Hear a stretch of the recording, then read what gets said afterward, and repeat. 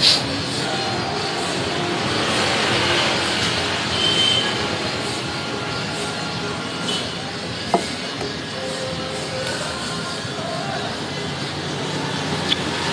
teman-teman, selamat pagi semuanya. Hari ini saya ada di tengah kota negara, tapi saya ada di Hans Bakery, roti, kue, dan donat, sekaligus tempat ngopi ya, sekaligus tempat ngopi. Ini saya lagi ngopi sambil tunggu dompet saya dompet diambil sama staf di panti. Ambil roti ini enak. Tapi teman-teman, saya ingin kita membahas satu fenomena yang terjadi di kekristenan. Fenomenologi yang terjadi di kekristenan. Ada beberapa denominasi yang punya pengertian yang bagi saya mirror, bagi saya keliru di dalam memahami Roh Kudus. Yang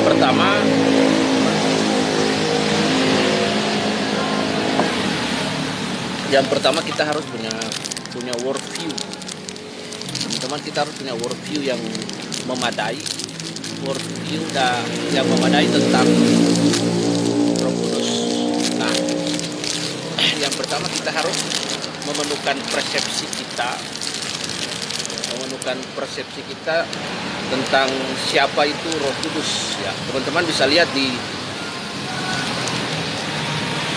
saya punya VT yang saya baru beberapa jam lalu upload. Jadi bisa dilihat siapa itu pribadi Roh Kudus, kemudian cara kerjanya, sifatnya, peran dan fungsinya. Itu ada video singkat that was described about the Holy Spirit, the personality of Holy Spirit, function of Holy Spirit. Nah, teman-teman bisa lihat di situ. Yang pertama, kita harus paham bahwa Roh Kudus itu adalah pribadi yang ketiga, ya. Pribadi yang ketiga dari una substantia tres personae, pribadi yang ketiga dari Tritunggal, the Trinity of God. Nah, maka Roh Kudus adalah the personality of God. Roh Kudus adalah Allah juga. Dengan memenuhi perspektif kita, dengan pengertian yang benar tentang Roh Kudus, maka kita akan memperlakukan Roh Kudus dengan cara yang berbeda, yang layak, yang sepantasnya. Nah, ini yang harus kita tanamkan dalam perspektif kita sebagai orang Kristen, bahwa Holy Spirit is God. He is the third person of Trinity. Roh Kudus adalah pribadi ketiga dari una substantia tres personae. Ini harus dipahami. Jadi dengan demikian Roh Kudus adalah Allah sendiri. Nah, saya ingin kita melihat pada mainstream teman-teman di denominasi yang lain. Saya tidak ingin menghakimi, tapi fenomena ini terjadi. Yaitu bahwa seringkali kan dalam pelayanan-pelayanan mereka berkata, terima Roh Kudus, terima Roh Kudus, ya, terima Roh Kudus, siap. Nah, terima. Ketika mereka berkata terima Roh Kudus, maka itu sebenarnya sesuatu yang buat saya pelecehan. Karena pekerjaan Roh Kudus itu kalau kita lihat di dalam Yohanes pasal 16 ayat 8 sampai 11 itu there is the three main works of the Holy Spirit. Yang pertama itu Roh Kudus menginsafidunya akan dosa. Satu, mengapa dosa? Supaya manusia sadar akan keberadaan, statutanya adalah keberdosaan, Roma 3:23, bahwa semua manusia telah berdosa dan kehilangan kemuliaan Allah. Yang kedua, The function of the Holy Spirit adalah bring us to know about the truth, give a revelation for us about the truth, bring us to the personality of Jesus Christ. Jadi menginspirasi, membawa kita untuk mengenal pribadi Yesus. Dengan demikian, maka yang mempertobatkan orang itu adalah Roh Kudus, bukan yang lain. Yang ketiga, Roh Kudus mengingatkan kita tentang pengharapan eskatologis kita, bahwa Tuhan menyediakan tempat bagi kita di rumah Bapa. Is a very important things. The third important things that we know about the function about Holy Spirit. Nah, teman-teman lihat, kalau di beberapa denominasi yang teman-teman lihat, saya tidak ingin menyebut nama denominasi, teman-teman paham. Dia berkata terima Roh Kudus. Nah, terima Roh Kudus. Ingat, tadi saya bilang di awal, kerangka berpikir kita harus dijelaskan bahwa Roh Kudus itu bukan tenaga dalam, bukan reiki, bukan kundalini, bukan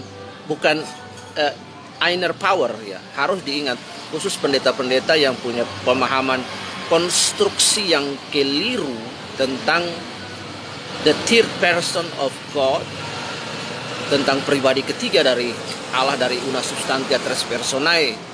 Iya, desperity non security ini harus dipahami bahwa Roh Kudus itu bukan sekedar tenaga dalam yang bisa kita transfer. Itulah sebabnya ketika seseorang dipenuhi oleh Holy Spirit, Roh Kudus jangan dipahami sebagai sebuah power, sebuah tenaga. Itu adalah manifestasi dari Roh Kudus. But Holy Spirit is the personality of God. He is God. Jadi dapatkah seorang membagikan Allah kepada orang lain dalam sebuah ibadah? Misalnya dalam ibadah KKR, dalam ibadah-ibadah apa? Sometimes seorang pendeta, seorang pastor, dia berkata receive Holy Spirit, terima Holy Spirit. So my question for us adalah, bagaimana mungkin ya, how can we share about God to the others people? Ya, bagaimana kita membagikan Allah kepada orang lain? Holy Spirit is a God.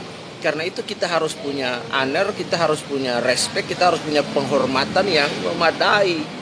Roh Kudus, bahwa Roh Kudus itu bukan sebuah tenaga dalam yang harus kita bagi. Terima Roh Kudus. Siapa kita terima Roh? Siapa kita punya tugas untuk membagikan Roh Kudus kepada orang lain? Nah, ini seringkali menjadi sebuah fenomenologi. Akhirnya orang berpikir bahwa Holy Spirit, Roh Kudus itu sebuah tenaga yang dengan mudah dia dapat bagikan kepada orang lain.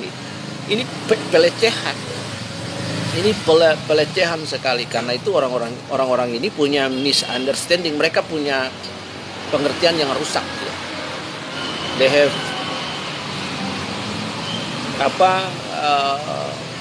mistake understanding about Holy Spirit. Karena itu penting sekali bagi kita untuk punya pemahaman hal ini dengan baik, teman-teman. Nah, ketika kita punya pemahaman, ketika kita punya ortodoksi yang memadai, pengajaran yang memadai, yang proporsional, komprehensif, jujur mengenai pribadi ketiga dari una substantia tres personae, maka dalam ortolatreanya dalam ibadah itu juga akan benar. Lalu di dalam ortopraksisnya adalah kita juga benar. Jadi ortodoksinya benar, ortolatria ibadah doktrinnya benar, ortolatreanya dalam praktikalnya benar, maka dalam ortopraksisnya juga benar. Kemudian akan membawa pengertian yang benar, hasilnya benar, iman bertumbuh dengan dogma yang benar, pengertian yang benar, sehingga kita menjadi orang-orang Kristen yang mature di dalam doktrin, mature di dalam praktikal, dan mature dalam praksis. Nah, ini yang ingin saya share, teman-teman. Jadi Roh Kudus itu adalah pribadi Allah. Kita harus memberikan respect. Saya kadang-kadang geli juga melihat teman-teman berkata terima Roh Kudus. Siapa kita? Siapa kita punya hak untuk menyatakan terima Roh Kudus? Iya. Jadi kita berdoa harusnya adalah seperti cara yang dilakukan oleh Rasul Paulus, menumpangkan tangan kepada mereka supaya mereka dipenuhi oleh Roh Kudus. Yang melakukan pemenuhan kepada umat manusia, memenuhi kebutuhan manusia, itu adalah pekerjaan Roh Kudus, bukan pekerjaan yang lain. Pendeta hanya berdoa, Nah, seringkali kan mereka berkata terima Roh Kudus. Siapa kamu? Sekalipun even kamu pendeta, tapi kamu tidak boleh berkata terima Roh Kudus. Itu Roh Kudus adalah pribadi Allah loh. Nah, ini yang orang punya gagal paham, logika falasi. Nah, sehingga orang tidak lagi mempunyai pengertian yang memadai tentang Roh Kudus. Karena itu kita harus memberikan penghormatan yang memadai, yang tepat, yang memadai kepada Roh Kudus. He is the personality of God. Jadi Holy Spirit is a personality of God, not inner power.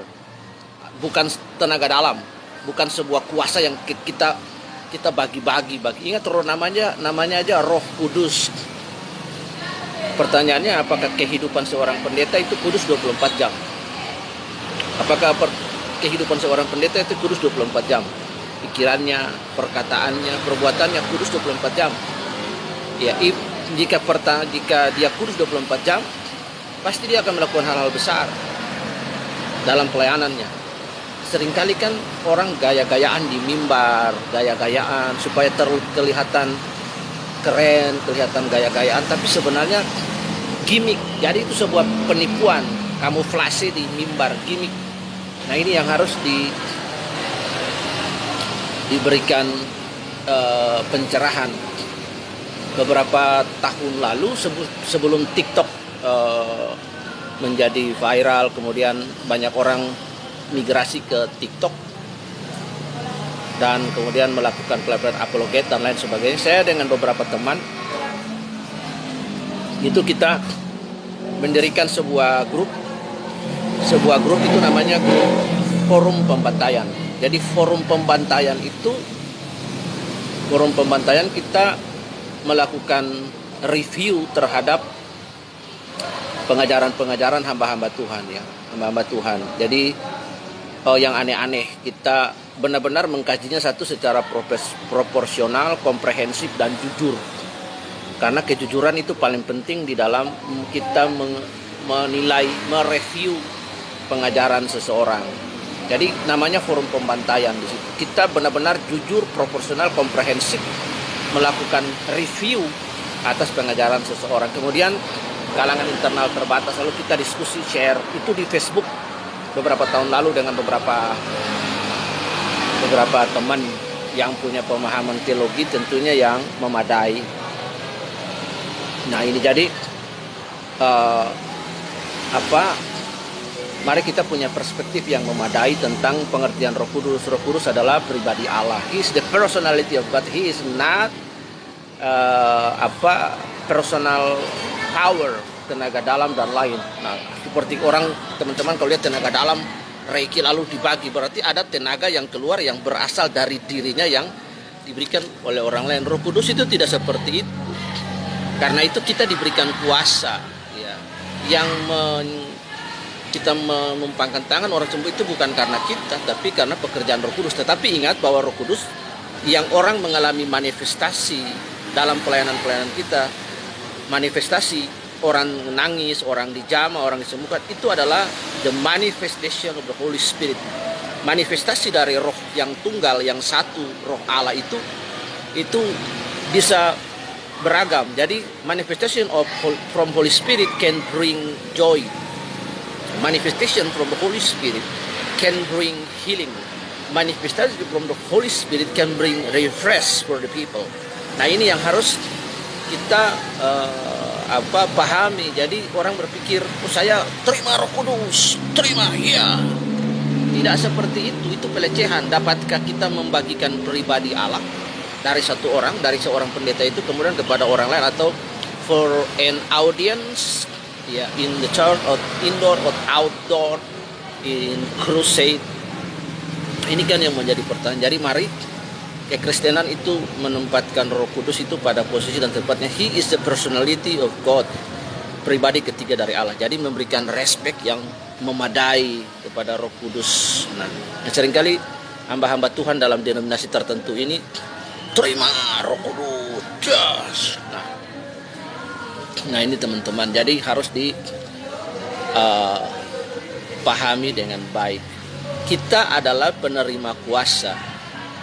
pelayanan-pelayanan yang saya mempercayai pelayanan Holy Spirit, tetapi ingat kita adalah penerima kuasa.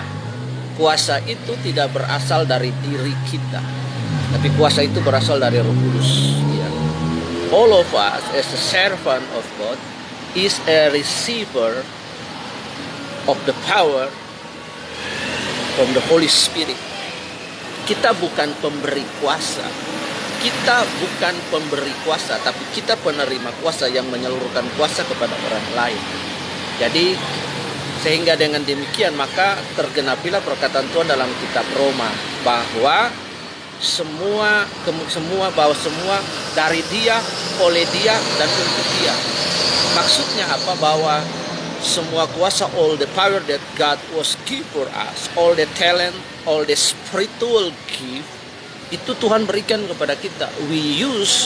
Kita menggunakan every spiritual gift that God was give for us to bring glorify in ministry, to bring glorify to God, to His glory.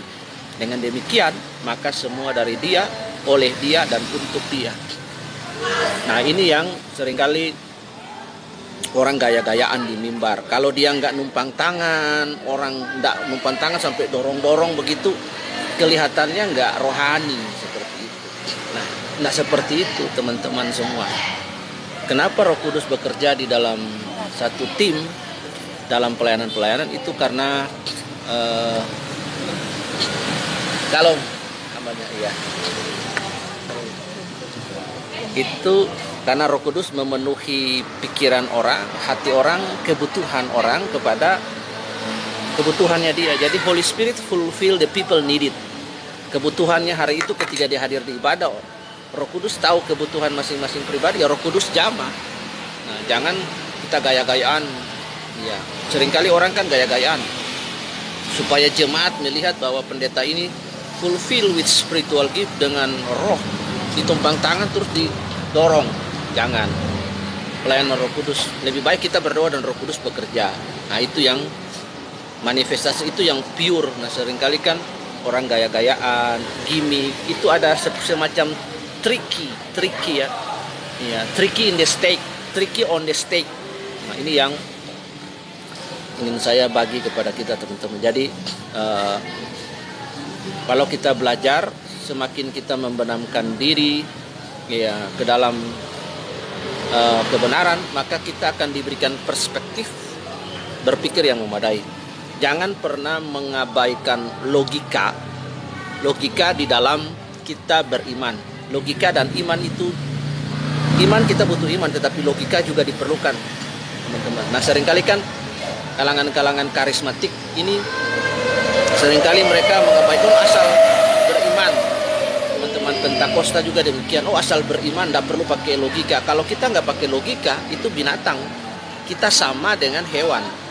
Justru kita menggunakan logika kita untuk beriman kepada Allah. Kalau dengan demikian maka ada istilah penalaran deduktif. Kita menggunakan rasio kita untuk beribadah. Tetapi jangan kepada ismenya. Apa itu isme? Yaitu kepada satu tujuan, satu paham bahwa segala solusi itu diselesaikan dengan pikiran manusia.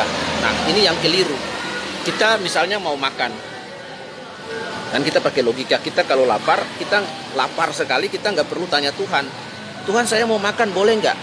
Nah, yang kita lapar, kita pergi makan. Tetapi kita berdoa mengucap syukur untuk makan yang kita diberikan berkat oleh Tuhan. Atau enggak, kita sudah perut kebelet sakit, kita tanya, Tuhan bisa nggak saya buang air besar? Itu enggak, pergi ke toilet, buka toilet, masuk dan duduk, lepaskan di sana. Jadi Tuhan kasih kita logika. Jadi kita dalam mengiring Tuhan juga logika itu diperlukan. Jangan mengabaikan logika dalam keimanan kita Kristen. Tetapi radikalnya adalah kita tidak boleh, ekstrem kirinya kita tidak boleh menggunakan akal kita untuk menyelesaikan segala sesuatu, karena ada hal-hal yang lain yang tidak bisa diselesaikan dengan akal. Nah, itu yang nanti kita jatuhnya kepada isme. Ismenya nggak boleh. Nah, pahamnya ismenya itu yang tidak boleh. Kita menggunakan logika pada tempatnya. Tetapi kalau kita jatuh kepada pengagungan kepada pahamnya, ismenya, maka itu keliru. Nah, itu teman-teman yang ingin saya ajarkan kepada kita, fenomena-fenomena di dalam Kekristenan yang seringkali merusak konstruksi cara berpikir kita. Fenomena-fenomena yang terjadi di kalangan Kristen yang seringkali merusak konstruksi berpikir kita, merusak rancang bangun kekristenan kita. Akhirnya kita percaya kepada sesuatu yang keliru, maka karena ortodoksinya keliru, maka ortolatreanya keliru, praksisnya keliru, akan menghasilkan kekristenan yang keliru. Nah, ada banyak hal-hal inilah hal-hal yang perlu kita hindari di dalam pengiringan kita ke Tuhan Yesus. Itu menjadi satu-satunya pusat dari ibadah kita. Tidak perlu cara yang lain untuk digunakan dalam ibadah. Jadi hanya semua hal kegiatan lain, liturgi dan lain itu hanya sarana ya dalam ibadah. Tetapi pusat dari seluruh ibadah, objek penyembahan orang Kristen itu adalah the personality of Jesus Christ. Kemudian objek the Christianity worship, pusat dari penyembahan Kristen itu adalah pribadi Yesus, the personality of the Jesus Christ. Kemudian perkataan Yesus, kemudian lifestyle Yesus, karakter Yesus. Jadi what the Jesus says, what the Jesus do, ya itu yang harus kita turuti, kita ikuti, manut dalam hidup ini. Dengan tidak boleh ada cara-cara lain. Nah, kalau kita membaca dalam the book of the Galatia, kita akan menemukan bahwa orang-orang di Galatia itu kan orang-orang yang paham tentang Kristen, tapi mereka merasa bahwa kekristenan mereka itu kurang maknyus kalau tidak ditambah dengan hukum Taurat. Nah, ini yang keliru. Injil itu sudah paripurna bagi kita. Injil itu sudah final bagi kita. We can need others things. Kita tidak butuh hal yang lain. Hanya iman kita kepada Tuhan Yesus. Follow Him. Ya, kemudian kita ingat what will Jesus do. Apa yang Yesus lakukan kita ikuti. Apa yang Yesus katakan kita ikuti. Perkataan-perkataan Yesus kita ikuti. Nah, itu yang harus kita lakukan. Memenuhi pengertian kita dengan baik. Saya merekomendasikan bagi kita cara belajar jemaat di Berea. Mereka berkumpul dalam Kisah Rasul 17, itu proses hermeneutika yang pertama. Jadi mereka belajar di situ, berkumpul belajar, kemudian menyelidiki apakah ajaran Rasul ini, ajaran Rasul Paulus ini benar apa enggak, according to menurut kitab-kitab pada waktu itu. Tentunya kitab-kitab Old Testament ya, perjanjian lama, 39 perjanjian lama. Nah, karena waktu zaman Paulus itu belum ada kitab PL, masih 39 kitab perjanjian lama. Nah, ini yang harus kita ikuti. Jadi kita jangan dengar pendeta khotbah, jangan dengar pengajaran seseorang, kita lekas-lekas amin, amin. Alkitab juga bilang, ujilah segala sesuatu dan peganglah yang baik. Uji dulu. Seringkali pendeta khotbah, kita ujuk-ujuk amin, amin, haleluya, amin, amin apa? Ya. Gak usah amin, amin. Uji dulu apa yang dia sampaikan itu selaras, sebanding, sederap, semakna dengan apa yang Alkitab mau. Iya, and then you say amen. Ujuk-ujuk kita amin, haleluya, amin, amin, amin, amin, tapi nggak ngerti, hanya say amen. Iya, say amen, but not completely understanding about the pastor says during his sermon. Nah, ini kan keliru jadinya. Jadi mari Anda duduk di bangku gereja, Anda mengikuti ibadah, tetapi jangan lekas-lekas amin dengan perkataan pendeta. Pendeta bisa keliru, pendeta bisa salah. Yang tidak salah itu firman Tuhan. Yang tidak salah itu firman Tuhan. Yang keliru salah itu penafsiran pendeta, interpretasi pendeta ya terhadap firman Tuhan, itu yang keliru. Nah, karena itu kita harus mendengar pendeta berkata, listening what the pastor says. Iya, kemudian kita melakukan pembacaan, membandingkan apakah yang benar, yang dia sampaikan ini benar enggak, selaras enggak di situ. Kalau enggak cocok ya jangan. Nah, seringkali kan orang Kristen kan begitu, says amen, amen tapi enggak ngerti, hanya ikut-ikutan latah amen padahal enggak ngerti. Nah, jadi itu teman-teman, saya ingin share kepada kita dari Hans Bakery, rumah roti, kue dan donat, ya tempat ngopi di Kota Negara, Bali, tempat tinggal saya. Oke teman-teman, Tuhan Yesus memberkati kita sepanjang hari ini. Ini fenomena-fenomena di dalam Kristen that I want to share for us in this day. Okay, have a nice day for all of us guys. Tuhan memberkati. God bless all of us. See you next day.